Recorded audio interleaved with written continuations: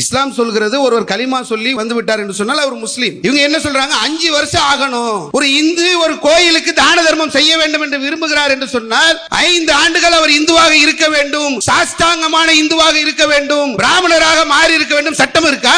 என்ன அநியாயம் நடக்குது இங்க? அரசியல் சாசன சட்டத்தின் அடிப்படையில் தான் தீர்ப்புகள் வழங்கப்படுகிறதா? ஒரு முஸ்லீமாக 5 வருடம் இருந்தால் மட்டும்தான் அவர் வக்ஃபுக்கு சொத்துக்களை தர முடியும், தான தர்மங்கள் செய்ய முடியும் என்று சொன்னால் எவ்வளவு பெரிய அநியாயத்தை அரங்கேற்ற கொண்டிருக்கக்கூடிய ஒரு நிலை. இதை மாநில நிர்வாகம் அவங்க என்ன பண்ணணுமா, அதற்கான நெறிமுறைகளை வகுக்கணும். யார் உருவாக்குவா? இத உத்தரப்பிரதேச யோகி உருவாக்கிடுவாரா? முஸ்லிம்களுடைய வீடுகளாக தேடி இடிக்கக்கூடிய யோகி முஸ்லிம்களை குறித்து சட்டத்தை வரையறை செய்ய போகிறாரா? பள்ளிவாசல்களை இடிக்கக்கூடிய யோகி முஸ்லிம்களை குறித்து சட்ட வரையறை உருவாக்க போகிறாரா?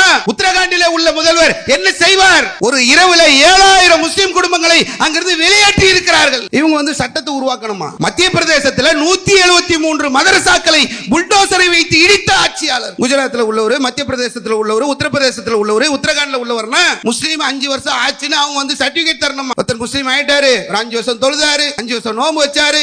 தேசத்துல முஸ்லீம்கள் என்று சொன்னால் மட்டும் கேட்பதற்கு நாதி இல்லாத ஒரு நிலையை உருவாக்கி கொண்டிருக்கக்கூடிய